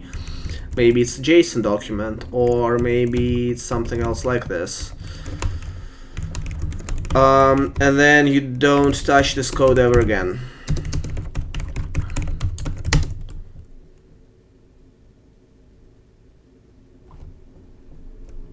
IntelliSense is slow today.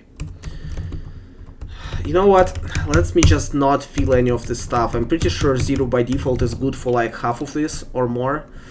Do I need p multi-sample state if I don't use multi-sampling? Alright, whatever. You know what, at this point we might just... It might be faster instead of asking for every single thing.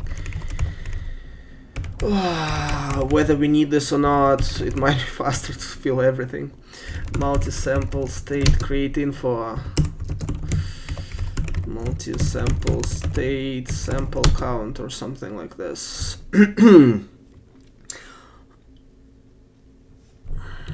Great. IntelliSense just gave up. It's like, yeah, whatever, man, I don't want to deal with you. Rasterization samples.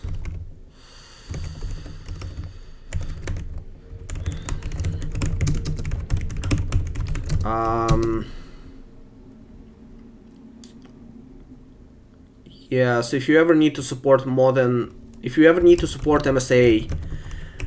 then you have to use more than one pipeline state, which gets painful.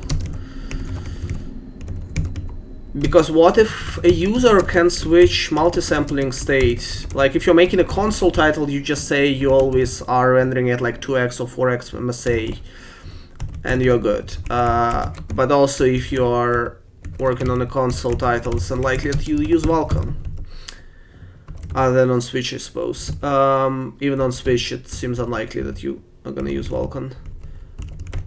Alright. And then what happens if a user can switch multi-sampling state at runtime? Like with settings, right?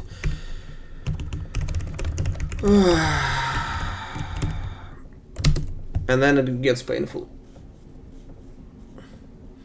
IntelliSense is really slow again. It's kind of weird. It worked perfectly fine for a bit, and then it stopped working perfectly fine.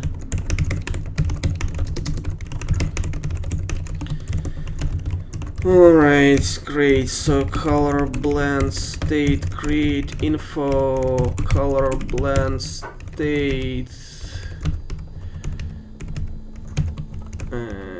color blend state create info.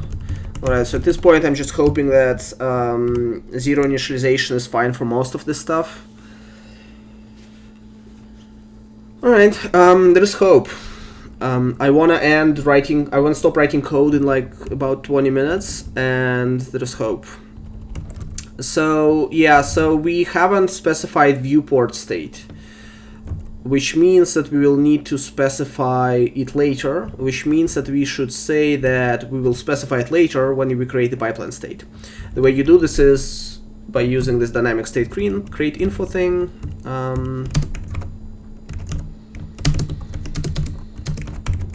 Oh hey, it's the last, well, we also need the pipeline layout, but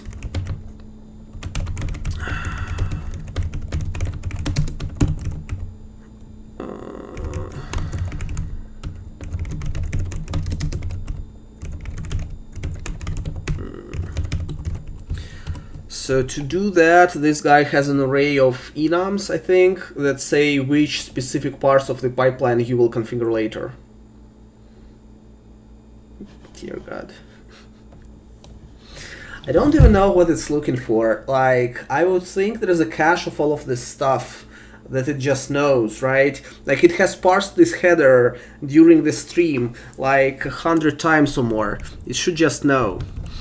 Okay, so yeah, so we need this guy. I don't think we need flags, but we do need this guy, which is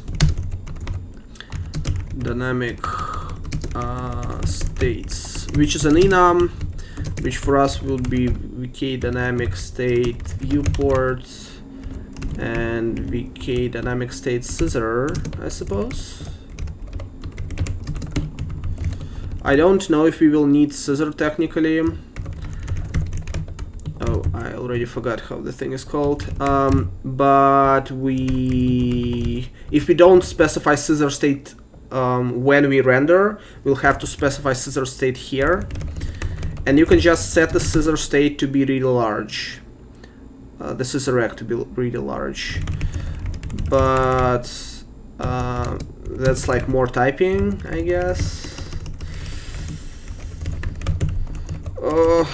I'm getting tired.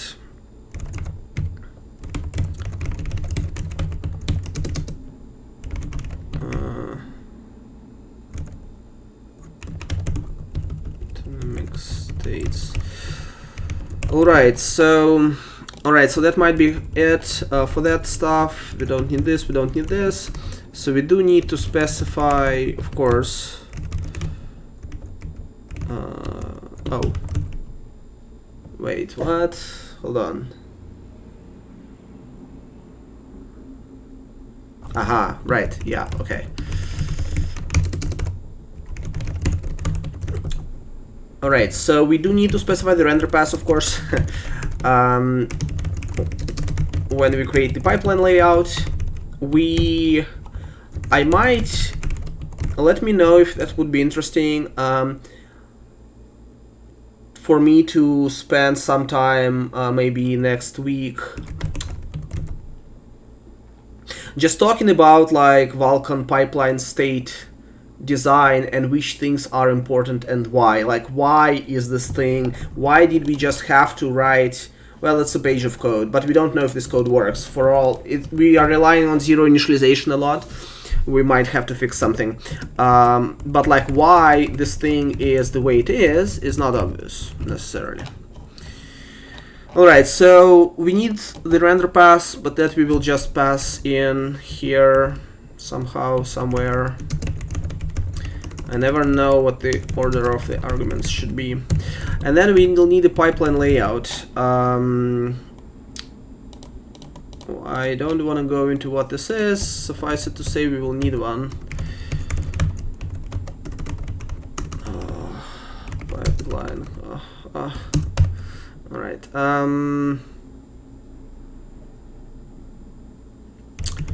Yeah. Let's just move this.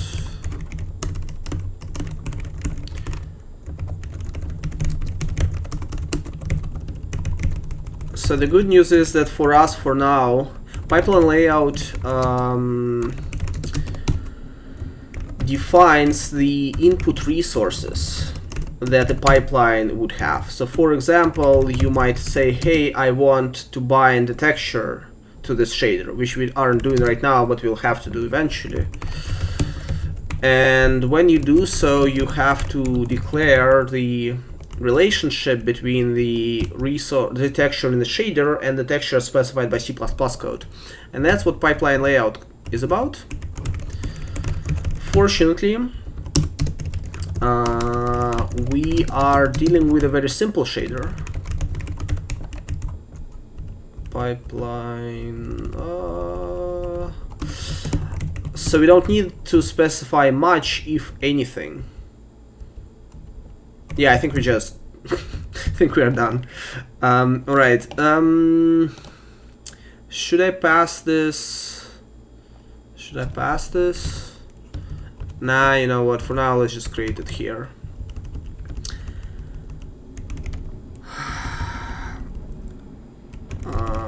I guess the only thing is though. Yeah, let me pass this.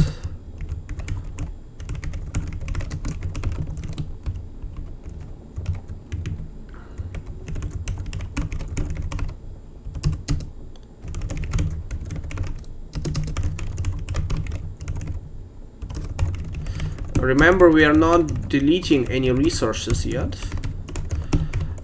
which is fine. We will start doing this when we will clean up all of the validation errors, because the validation layer tracks whether you have great or haven't deleted anything. Alright, I don't know if this works. Alright, yeah, so we said that we are gonna specify viewport and scissor state later. So I guess we'll need to do that.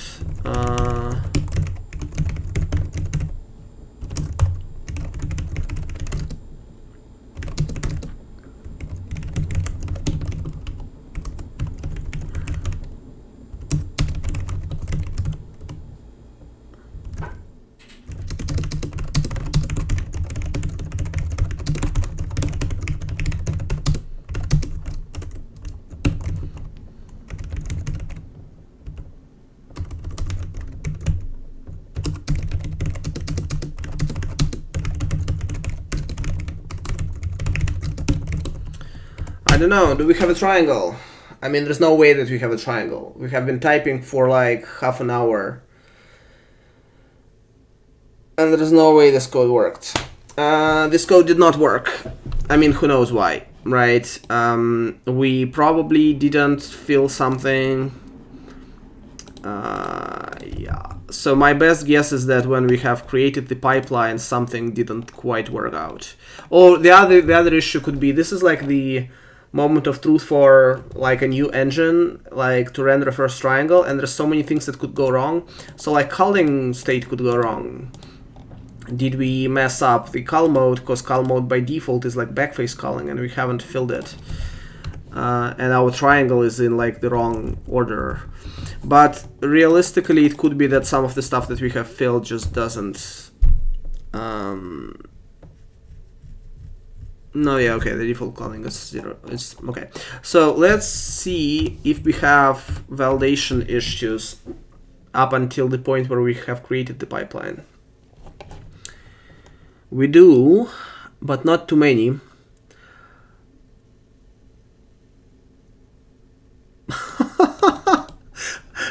What? I guess we need to say that we are using one viewport even if we are not specifying the viewport. And line width should be 0 apparently. Okay. So that we can do. I don't know why we would care about the line width if we are not drawing lines, but hey, whatever. So yeah, so apparently you have to say viewport state. Is it like just viewport count 1 and scissor count 1?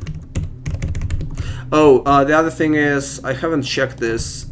Is the scissor rect actually like XY with height? Yeah, well, yeah. Okay. I don't remember the C rules off the top of my head for the. Oh, there's this rogue space here. Okay. All right. Yeah, so we still don't have a triangle. But honestly, at this point, anything can go wrong. So let's look at. All right. Yeah, let's do this.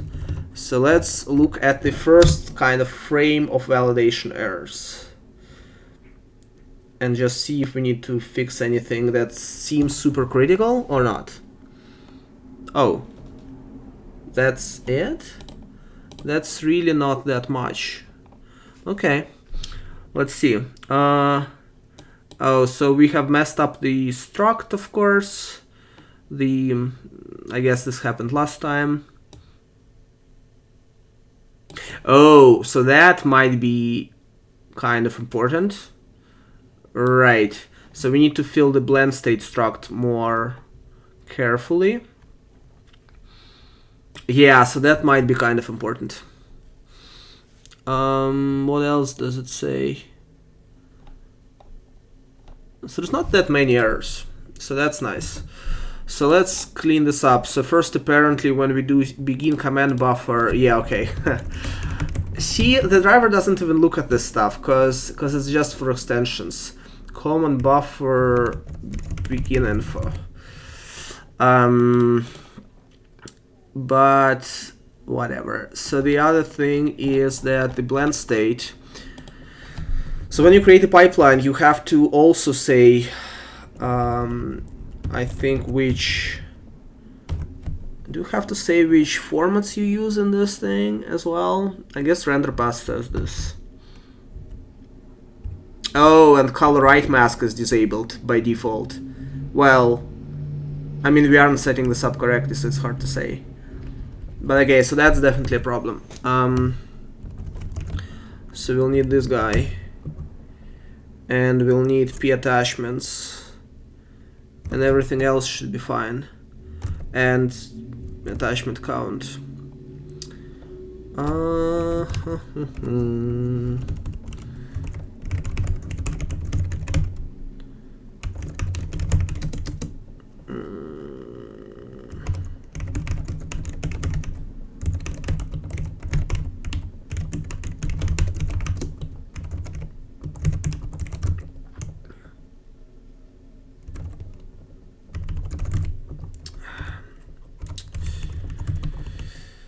Alright.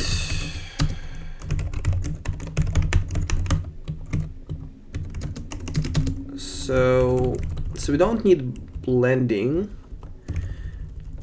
but we do need this guy, which should be this. So yeah, we had, depending on what the driver was doing, we might have had color rights to all channels disabled, which doesn't make for a good triangle in that state. I really hope that we are gonna get a triangle now.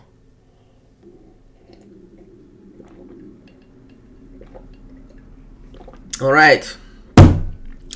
Remember when I was talking that Vulkan Y is weird when I was drawing the triangle on screen? Vulkan decided in that, I don't know how it happened, but that just makes no sense at all. So Vulkan decided that it would be cool to have a different coordinate space conversion from every single other graphics API available. It's kind of like OpenGL, where OpenGL was always different from Direct3D, and then all other APIs use a model that's like Direct3D. But Vulkan decided to take it one step further. But fortunately, you can flip the viewport. This requires an extension or Vulkan 1.1, but we are using Vulkan 1.1. All right, 11:52. Man, maybe we can fix a couple of validation errors in like 10 minutes or so. Oh, and then it doesn't render. Wait, what?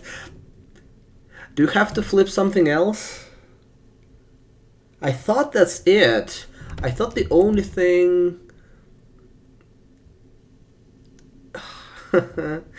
Maybe I shouldn't jinx it.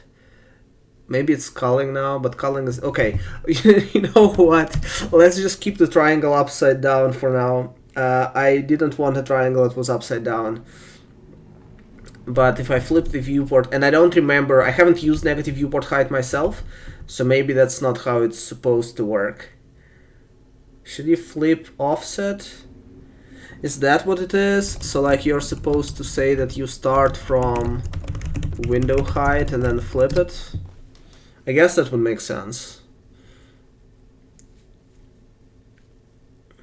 Alright, fine. Okay, we have fixed the triangle. Alright, dear God. That worked. So there's no macro array size in standard. There is a Microsoft extension, like Microsoft macro called array size or something like this. Why does everything have a next pointer? Next pointers for extensions. It is... We will definitely be using some extensions on stream, so we will cover this at this point. But this is how you specify extra data for extensions. Alright, you know what? Let's fix a few validation errors, because things work. This is awesome. I am happy. I was worried that we will not even get... I was hoping to get to a triangle, but then I realized how much stuff you need, and then we hit a driver bug, and then it just went downhill, and then I'm like, there's no way. But we did get to a triangle. Alright, so let's quickly fix a few validation errors. So the first thing that we are doing wrong is we are not calling... there should be a space here. There's another bug in validation layers. But this time it's really minor. But what the hell, let's just file this.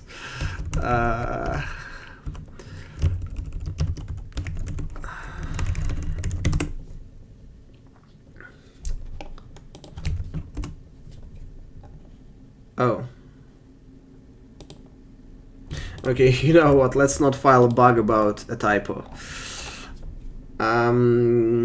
Let's just fix the problem. So yeah, so the problem is, I talked about this last stream, so we have this family index. Family index is supposed to be the index of the queue that you can submit commands to that supports graphics, because we are submitting graphics stuff to this queue. And Oh, yeah. And we kind of should call this function physical device. And then we should tell it, hey, Q properties.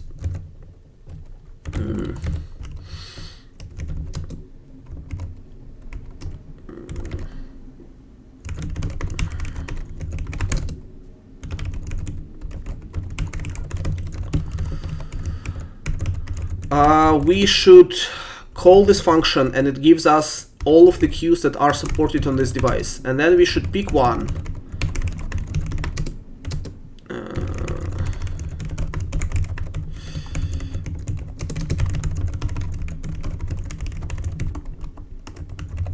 And then we should use one, but we shouldn't just use 0, because who knows what 0 means. And for every flag, for every like queue, it's like queue family, but whatever, it tells you basically what it supports. And we need a queue that supports graphics. So the queue can support graphics, compute, transfer, and sparse binding, which means what's it called in DX11? Partially resident resources, or DRM. We don't need DRM, we only need graphics. So really what we need is get graphics queue family device. Well, it's physical device.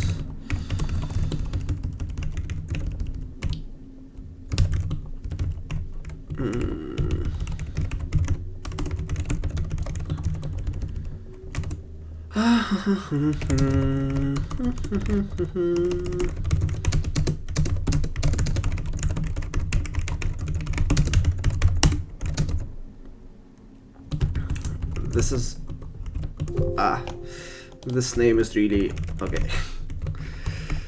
Let's just fix this.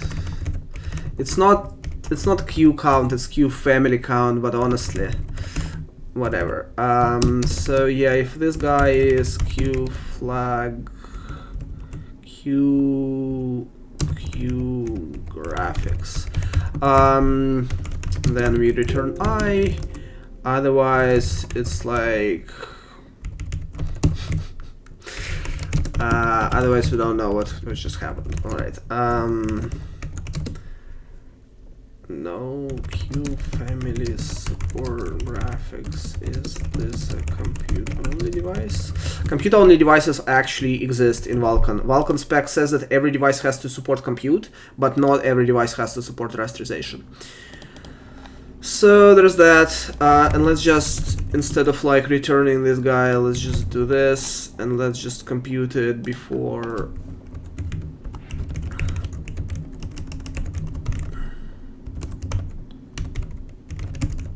Alright, so that should fix one issue. Now the other issue is that when we are picking the device, it was complaining that we aren't checking if, let's see.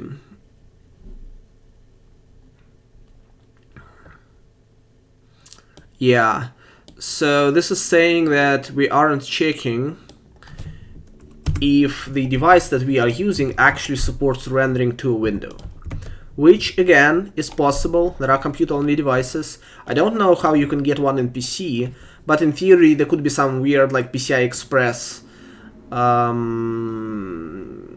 card that you insert that does some sort of, I don't know, like machine learning oriented compute. Just doesn't do rasterization, just compute. So when we pick the physical device, we should really call this function. Oh, wow. Wait, no. Oh no. It needs a family index. Wow. But we can only... okay. Actually, this is advantageous. let's do this. So we'll return like -1 if there's if no queue supports.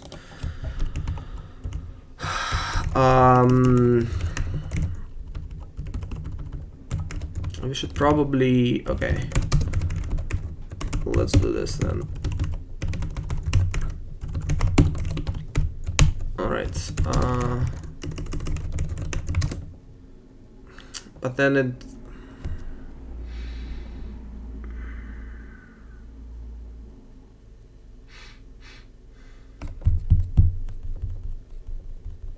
Yeah, okay, let's refactor this code a bit.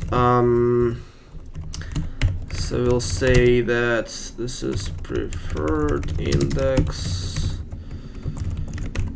Well, let's just initialize things to 0. So this is alright, yeah, so we'll restructure this loop a bit. We will say that for every device we will compute the oh no.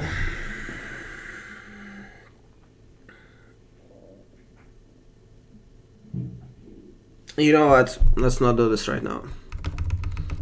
I had an idea. The idea was good. I like the idea. We are not gonna do this right now. So we'll just say that if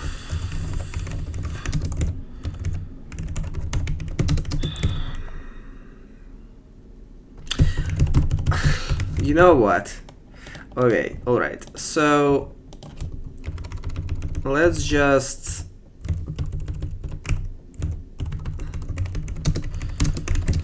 this can be used in pick physical device to pick rasterization capable device. I don't know that we actually want to do this because, like, who cares? I mean, remember our code isn't supposed to work on every single possible device, but yeah. So let's just say that vk get, what was it?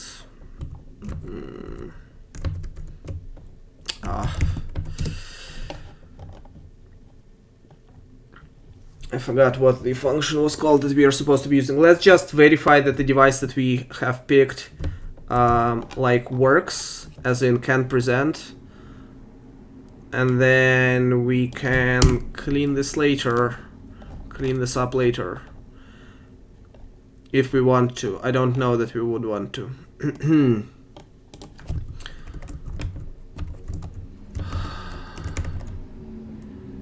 So yeah, so here we'll say that if we have a device and our family index and the surface present supported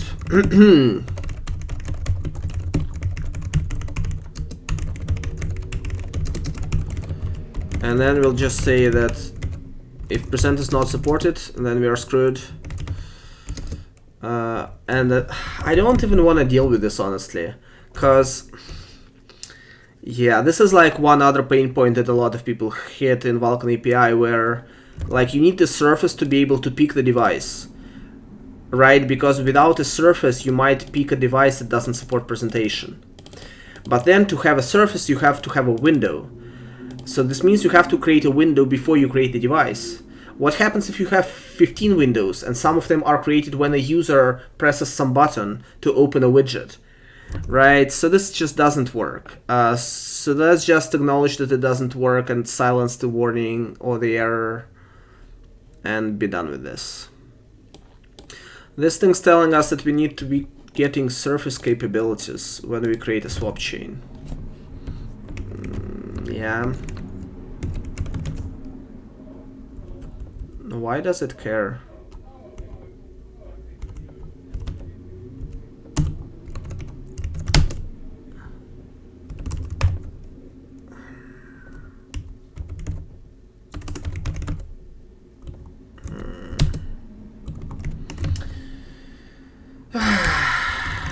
You know what, okay, let's actually fix a more important validation error that happens every frame and ignore this thing for a bit.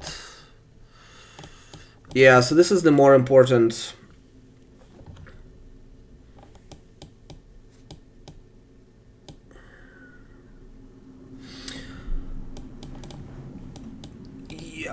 this is the more important validation error that we'll fix, and then we will just end the stream. Well, I mean, I'll answer questions and then we will end the stream, because I don't wanna... Yeah, we will fix all errors later. I just want to fix all errors now, because some of these errors are really not useful. Well, they are useful, but there might not be a very good way for us to handle them right now. So, without just adding asserts and just silencing them, essentially. Alright, yeah, so what I want to do is I want to do... And I won't go over what this means now. I will go over what this means sometime later.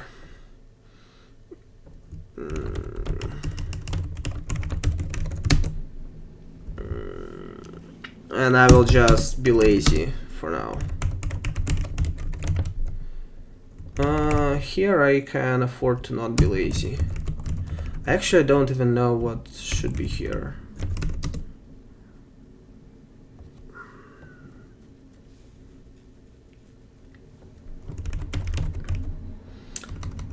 Maybe I should just not do this now. Maybe I should... Maybe it would be more useful if we kept this as is for now, and then next time we can fix... So there is like validation errors here that are not super useful, or not super interesting, but there is validation errors here that are interesting. Fixing them requires pipeline barriers. If I just write code that does pipeline barriers, then without explaining why and what it does, then it's not very useful. So maybe it's not, there's no point rushing it right now. We are not clean in terms of validation layers, but we have reduced the number. There's a bit fewer of them in the beginning. There's basically just one. And then there is like 2 that happen every frame, 2 or 3 that happen every frame. That all have to do with the same thing, which is pipeline barriers, which we'll ignore for now. So let's just enjoy the beautiful triangle that we have. Oh, we don't support window resizing, by the way, so yeah, so there's that. So that we'll have to fix as well. Alright. Yeah. So I kind of want to call it a day. It's been 2 hours. We have had the triangle rendered. And then we've cleaned up like 1 or 2 validation errors. We haven't cleaned up all of them. We might... I kind of want to do this at the beginning of the next stream, which will happen next weekend. Because without... Like, as you saw, the triangle wasn't rendered on screen, right? Because we forgot to fill something that was actually important. And it was hard to... We had to, like, fish out this validation error out of the sea of useless... Not useless. Validation errors that haven't impacted us so far. We had to fish the one that had. So we will have to do this next time, where there's no console output, everything is clean. This way, whenever we mess something else up, we will see it immediately in output. So that's gonna be next time, which is gonna be next weekend. Alright, if anybody has any questions, I can answer them. Let me look at chat. I've been neglecting chat a bit. Well, I've been covering a bit of stuff that people have asked. If anybody else has questions, I can answer them now. Otherwise, we'll just end the stream. Yeah, render passes aren't terrible, but they're not. So, like in Metal, render passes are made in a way that is actually pretty easy for you to deal with. If Vulkan render passes were like this, where you had to specify render pass, but it was like a few lines of code to do this, where you would basically just say, I wanna render into this target with these load store options, this target with these load store options, and that's it. And then everything else was handled outside. That would be nicer. The problem with render passes is A, the setup is kind of complicated, but B, more importantly, they are integrated into frame buffers and, crucially, graphics pipelines. So like we have to specify the render pass here. And this is really painful to deal with like, yeah, this is like really painful to deal with. And there's a reason why it's important. And in Metal you do have to specify something, but that something isn't a full render pass description. It's like a small subset. So yeah, it would be nice.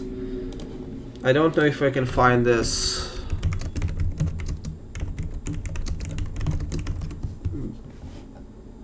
Aha. Google search works. So there's this tweet with the number that, you know, is maybe hard to recognize, but I kind of have a good idea of why every single thing in Vulkan is done the way it is. And it's for a reason. The only thing that I don't have an idea for is the viewport flipping. That I think is just, they missed it, right? Everything else, even I think this weird... Oh, we haven't... Even this thing, I know why it's done this way. There's like a reason. It's just this reason isn't applicable to Windows or to most other platforms. But yeah, but I kind of have an idea of how I think that things should work. But they require GPU design changes. And I kind of have a list here. And if this list was a reality, then the APIs would be simpler without introducing hidden overhead. So like DirectX 11 is much simpler in Vulkan, but it has a lot of hidden overhead inside the driver. Same for OpenGL. OpenGL has even more.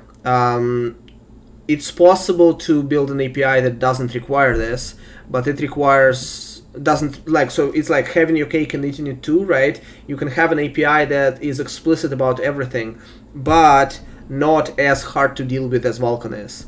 However, it requires changes in hardware stacks, not just software stacks, which is bad because it means it might never happen.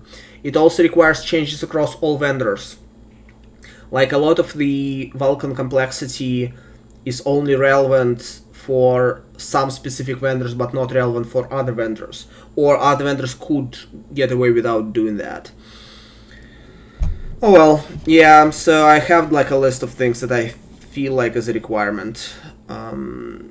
These things are mostly not true for Vulkan as an API. There is some extensions to Vulkan that can get you somewhere, but really, like, this is not really a thing in Vulkan. There's an extension that tries to get there, but the extension is really weird in some ways. We might have to use this extension. This is not a thing in Vulkan. There's an NVIDIA extension to do this, but it's only in NVIDIA. This is mostly not a thing in Vulkan. There's some extensions, but it doesn't truly work like this. This is super not true for Vulkan. This is super not true for Vulkan. This is super not true for Vulkan. This is super not true for Vulkan. There's a shader IR in Vulkan, it's PRV. Turns out it was really poorly tested, and it still is really poorly tested in drivers. Because nobody fuzz, well, maybe some people fuzz it, but not that I know of. This is super not true in Vulkan. However, NVIDIA's mesh shaders are a really interesting step towards this direction. This is like mostly what I was talking about. I didn't anticipate mesh shaders exactly as they happened, but I really wished something like that would happen, and it did. This is not a thing in Vulkan. There is limited CPU validation, no GPU validation, no assertion shader code. Cross-vendor shader debugging is a thing in RenderDoc, I guess. Totally not a thing. Super not a thing in Vulkan. Super not a thing in Vulkan. So yeah, there's that. Alright, so I guess that's it. Thank you everyone for watching the stream. We will do a stream next weekend where we will clean up validation errors and try to render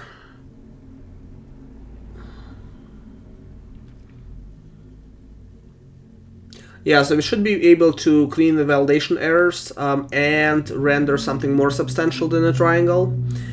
And I don't know if I want to do 2 streams next week and the one, I'm kind of figuring it out. 1 stream is just 2 hours a week, so that's not a lot of time to get things done. But 2 streams mean that I'm definitely not doing any other streams.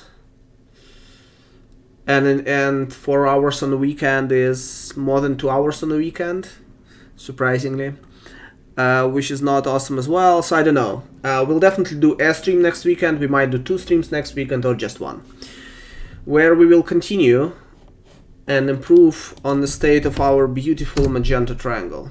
Oh, and we'll need to get the shaders. I'll check in the shader binaries for now, but we'll need to get the shaders actually compiled properly, which will also happen, which will have to happen probably next stream. All right, thank you, and then hope to stream, I was gonna say hope to see you guys soon, but I'm not seeing you guys, I'm just reading the chat. But whatever, next weekend, till next weekend.